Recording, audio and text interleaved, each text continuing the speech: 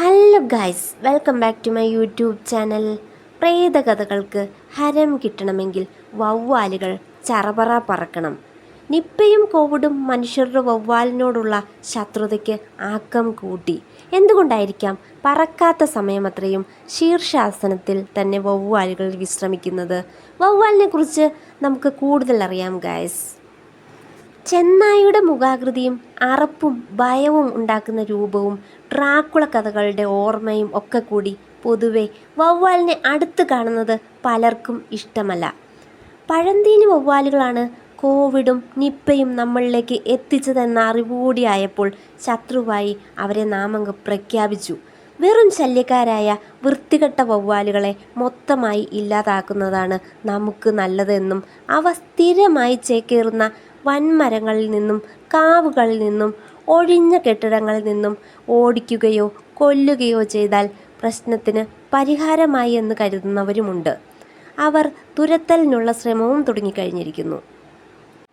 അല്ലെങ്കിലും പണ്ടേ മനുഷ്യർക്കെല്ലാം ഇഷ്ടമില്ലാത്ത ജീവിയാണ് വവ്വാൽ. പ്രേത രക്തരക്ഷസ സിനിമകൾക്കൊക്കെ ഒരു ഫീൽ കിട്ടണമെങ്കിൽ 4-5 വവ്വാലെങ്കിലും ചറപറ പറക്കുന്നൊരു സീൻ വേണം. മനുഷ്യർ പരിണമിച്ചിട്ട് വളരെ കുറച്ചു വർഷങ്ങൾ മാത്രമേ ആയിട്ടുള്ളൂവെങ്കിലും 50 ലക്ഷം വർഷം മുന്നേ പരിണമിച്ച് ഈ ഭൂമിയിൽ വാഴുന്നവരാണ് ഈ വവ്വാലുകൾ. 10,000-ൽ കുറവ് വർഷങ്ങളെ ആയിട്ടുള്ളൂ വവ്വാലുകളുമായി മനുഷ്യർ സമ്പർക്കത്തിൽ ആയിട്ട്. എന്നാൽ ഇപ്പോൾ നമ്മുടെ പേടി സ്വപ്നമായ പല വൈറസുകളും ദശലക്ഷക്കണക്കിന് വർഷം മുന്നേ തന്നെ വവ്വാലുകളോടൊപ്പം തന്നെ പരിണമിച്ച് കൂടെ കൂടിയവയാണ്.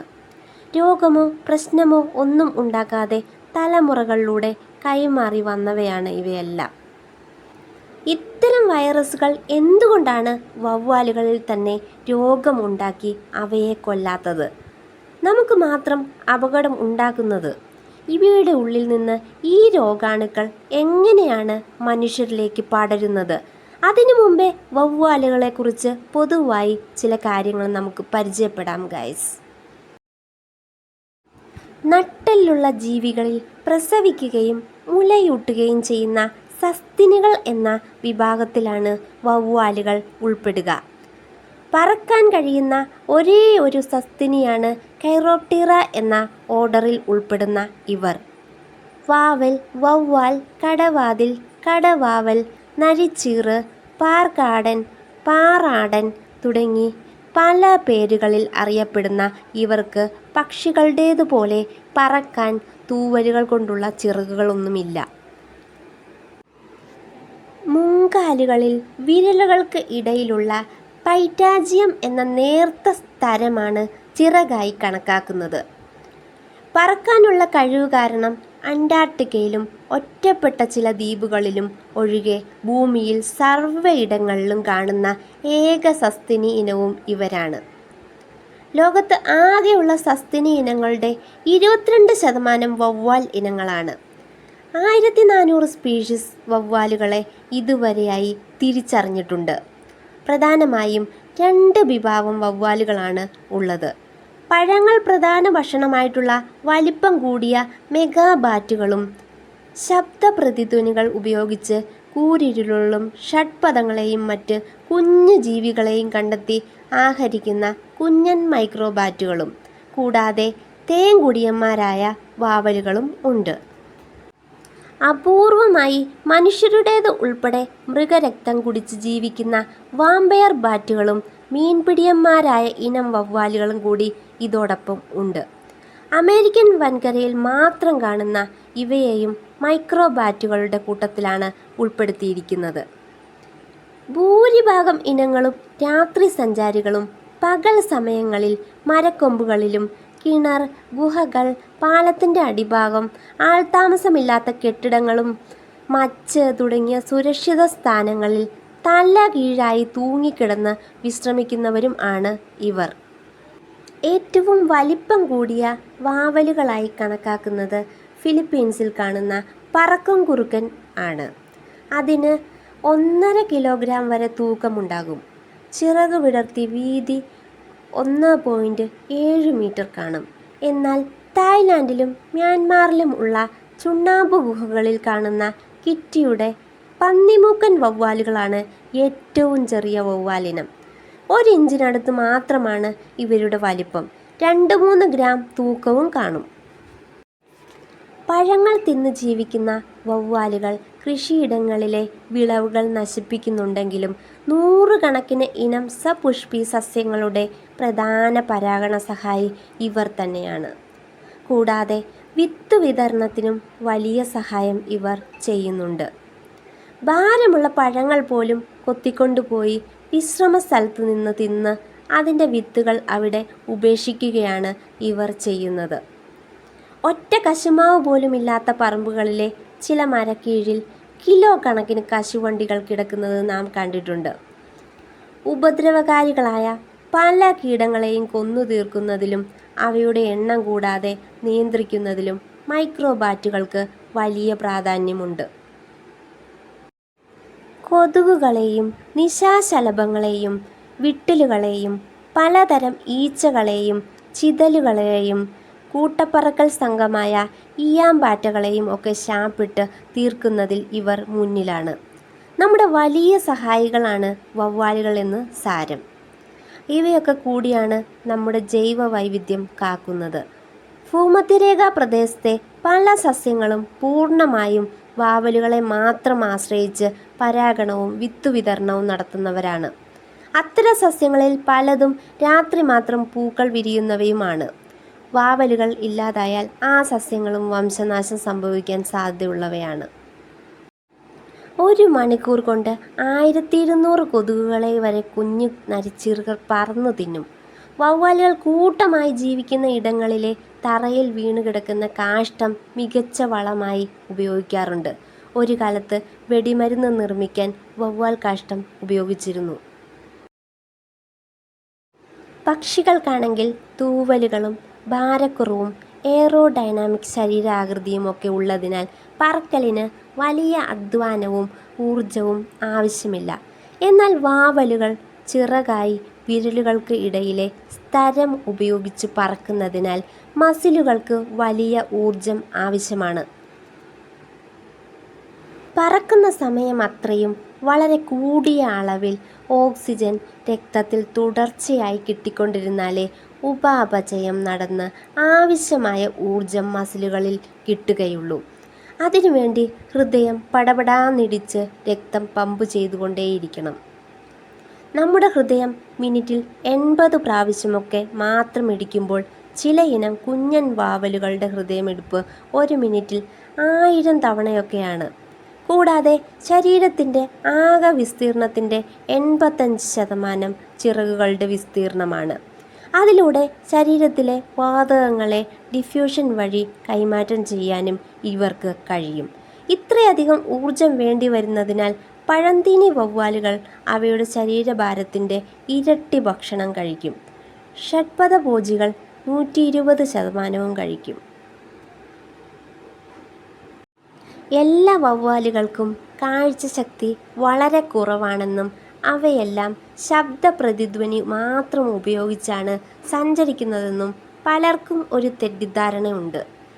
പഴം കഴിച്ച് ജീവിക്കുന്ന മെഗാബാറ്റുകളിൽ ഒരു സ്പീഷീസ് ഒഴിച്ച് ബാക്കി എല്ലാത്തിനും നല്ല കാഴ്ചശക്തിയുണ്ട്. കണ്ണും മണമറിയാനുള്ള കഴിവും ഒക്കെ ഉപയോഗിച്ചാണ് അവ ഭക്ഷണം കണ്ടെത്തുന്നത്. എന്നാൽ പ്രാണിപിടിയന്മാരായ കുഞ്ഞനിനങ്ങൾ കാഴ്ചശക്തി വളരെ കുറവാണ്. ശബ്ദ പ്രതിധ്വനി തന്ത്രം ഉപയോഗിച്ചാണിവർ ഇര തേടുന്നതും സഞ്ചാര വഴിയിലെ തടസ്സങ്ങൾ അറിഞ്ഞ് ഒഴിഞ്ഞുമാറി പറക്കുന്നതും.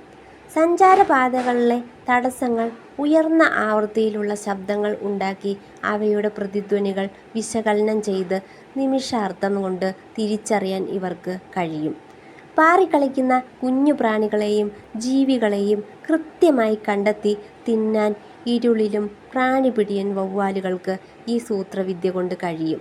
രാത്രിയിലെ വേഗസഞ്ചാരത്തിനിടയിൽ മുന്നിലെ തടസ്സങ്ങൾ തിരിച്ചറിഞ്ഞ് പരിക്ക് പറ്റാതെ പറക്കാൻ സഹായിക്കുന്നതും ഇക്കോ ലൊക്കേഷൻ പരിപാടി കൊണ്ടാണ്.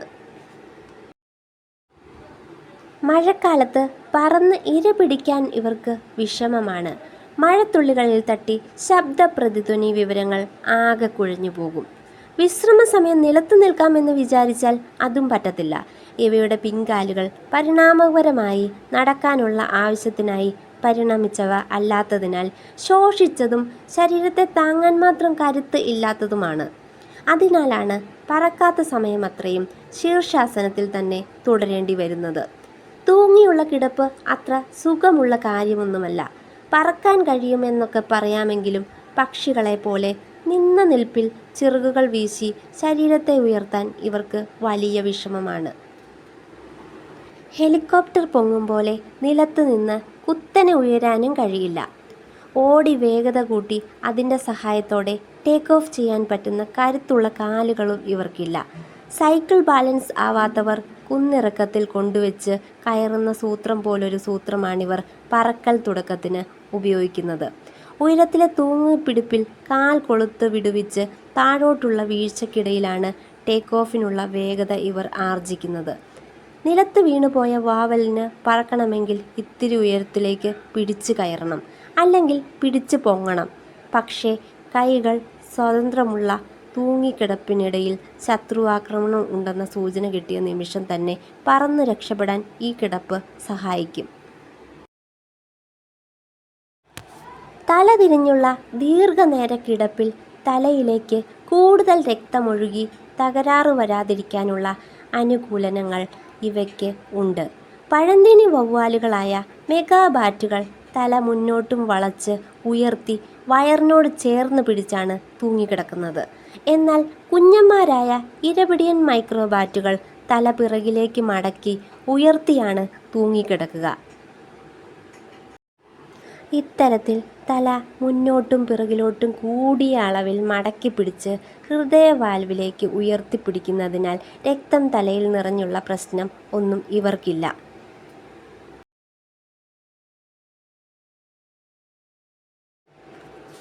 ആരാണ് നിപ്പ വൈറസിൻ്റെ വാഹകർ?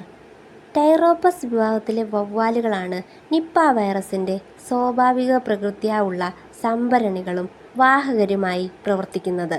പഴം, പൂവ്, പൂമ്പൊടി ഒക്കെ തിന്ന് ജീവിക്കുന്ന ഇവരെ പൊതുവെ ഫ്രൂട്ട് ബാറ്റുകൾ എന്നാണ് വിളിക്കുക.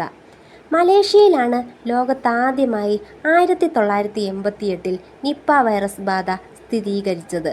കഴിഞ്ഞ കുറേ ദശകങ്ങളായി ആഗോളതാപനവും കാലാവസ്ഥാ വ്യതിയാനവും മൂലം പല പ്രദേശങ്ങളിലും വലിയ തോതിലുള്ള വെള്ളപ്പൊക്കവും കൊടുങ്കാറ്റും കാട്ടുതീയും വരൾച്ചയും ഒക്കെ തുടർച്ചയായി ഉണ്ടായിക്കൊണ്ടേയിരിക്കുകയായിരുന്നു.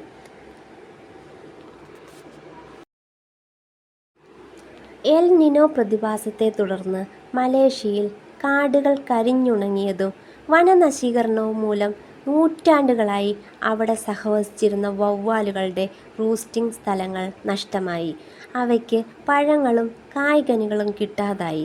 അവ ജനവാസ കേന്ദ്രങ്ങളിലേക്കും കൃഷിയിടങ്ങളിലേക്കും തീറ്റയും വിശ്രമവും തേടി ചേക്കേറി. മലേഷ്യയിൽ പന്നി ഫാമുകളുടെ ഉയർച്ചക്കാലമായിരുന്നു അത്. ഫാമുകളോടനുബന്ധിച്ച് ധാരാളം ഫലവൃക്ഷങ്ങളും നട്ടുവളർത്തിയിട്ടുണ്ടായിരുന്നു. വവ്വാലുകൾ അവിടങ്ങളിലേക്ക് ചേക്കേറി. കുറച്ചു കാലത്തിന് ശേഷം പന്നികളിൽ വ്യാപകമായ പനിയും ശ്വാസതടസ്സവും പിടിപെടാൻ തുടങ്ങി. അവിടുത്തെ ജോലിക്കാരിലും പിന്നീട് ആ ലക്ഷണങ്ങൾ കണ്ടു തുടങ്ങി. ജപ്പാനീസ് എൻസഫലൈറ്റിസ് ലക്ഷണങ്ങളോട് സാമ്യമുള്ള ലക്ഷണങ്ങൾ ആണ് രോഗികളിൽ കണ്ടത്. വളർന്ന പന്നികളിൽ നിന്നാണ് ഈ രോഗം മനുഷ്യരിലേക്ക് പടർന്നത് എന്ന് തിരിച്ചറിഞ്ഞതോടെ രാജ്യത്തെങ്ങുമായി 10 ലക്ഷത്തിലധികം പന്നികളെ കൂട്ടത്തോടെ കൊന്നൊടുക്കി കുഴിച്ചുമൂടി.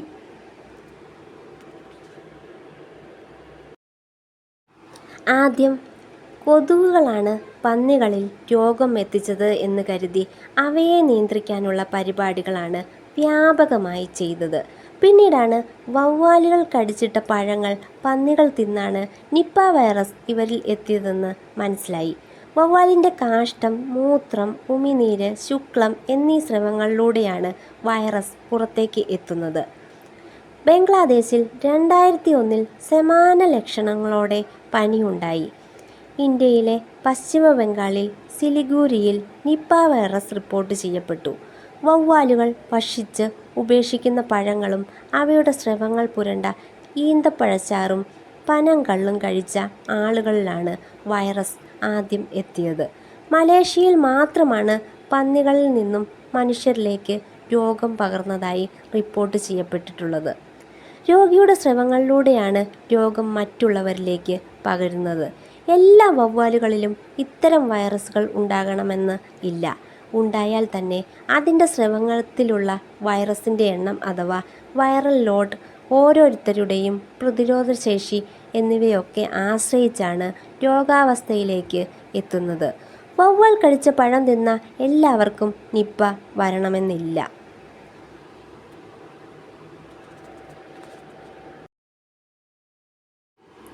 വവ്വാലുകളുടെ ശരീരത്തിൽ വൈറസ് പെരുകി അവയെ അപായപ്പെടുത്താത്തത് എന്തുകൊണ്ടാണ്? കാലിഫോർണിയ സർവകലാശാലയിൽ ക്യാര ഇ ബ്രൂക്കിൻ്റെ നേതൃത്വത്തിൽ ലോകത്തിൻ്റെ പല ഭാഗങ്ങളിലുള്ള ശാസ്ത്രജ്ഞർ പങ്കെടുത്ത വിപുലമായ ഇത്തരമൊരു പഠനം ഈ ലൈഫ് എന്ന സയൻസ് ജേർണലിൽ പ്രസിദ്ധീകരിച്ചിരുന്നു. 3 ജീവികളിൽ നിന്നുള്ള കോശങ്ങളെ പഠനത്തിനായി ഗവേഷകർ ഉപയോഗിച്ചു.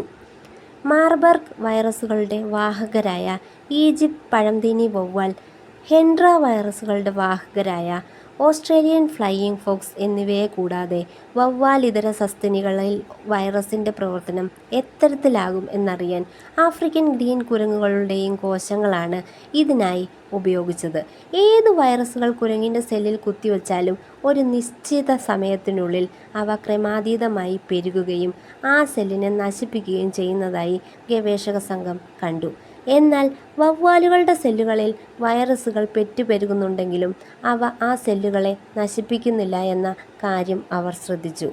വൈറസുകളുടെ ആക്രമണം നേരിടുമ്പോൾ അവയെ നേരിടാൻ കോശങ്ങൾ സൈറ്റോകൈൻസ് എന്ന പ്രത്യേകതരം മാംസ്യം ഉൽപ്പാദിപ്പിക്കും. സൈറ്റോകൈനുകളിലെ ഒരു ഉപവിഭാഗമാണ് ഇൻ്റർഫെറോണുകൾ. ഒരു സെല്ലിൻ്റെ ഇൻ്റർഫെറോൺ ഉൽപ്പാദനം ഉണ്ടായാൽ അത് സമീപ സെല്ലുകളിൽ കടന്ന് ജീനുകളെ ഉത്തേജിപ്പിക്കുകയും ഇതുമൂലമുള്ള ഇൻ്റർഫെറോൺ ഉൽപ്പാദനം വഴി വൈറസ് ബാധ അടുത്ത സെല്ലുകളിലേക്ക് പകരുന്നത് തടയുകയും ചെയ്യും. സാധാരണയായി ഏതെങ്കിലും വൈറസുകൾ ശരീരത്തിൽ പ്രവേശിക്കുമ്പോൾ പ്രധാനമായും ഈ പ്രവർത്തനങ്ങൾ നടക്കുന്നത്. എന്നാൽ വവ്വാലുകളിൽ വൈറസുകളുടെ അഭാവത്തിലും ഈ പ്രവർത്തനം തുടർച്ചയായി നടക്കുന്നതായി കണ്ടെത്തി. വാവലുകളെ ശത്രുസംഹാരം ചെയ്യലല്ല പരിഹാരം. വാവലുകളുമായി സമ്പർക്കത്തിൽ വന്നിരിക്കാൻ സാധ്യതയുള്ള പഴങ്ങളും മറ്റും കഴിക്കുന്നതും സ്പർശിക്കുന്നതും ഒഴിവാക്കാൻ ശ്രദ്ധിക്കുക. അവ കിണറുകളിലും മറ്റും വന്ന് വിശ്രമിക്കുന്നത് ഒഴിവാക്കാനായി വലകൾ ഇടുക. വവ്വാലുകളുടെ ചേക്കേറൽ ഇടങ്ങൾ അലോസരപ്പെടുത്തി അവയെ ഭയപ്പെടുത്താതിരിക്കുക. ഭക്ഷണപദാർത്ഥങ്ങൾ മലിനമാക്കാതെ നോക്കുക. കൈകാലുകൾ വൃത്തിയാക്കാതെ ഒന്നും കഴിക്കാതിരിക്കുക. Thank you for watching. Next ഒരു കണ്ടന്റുമായി വീണ്ടും കാണാം ഗൈസ്.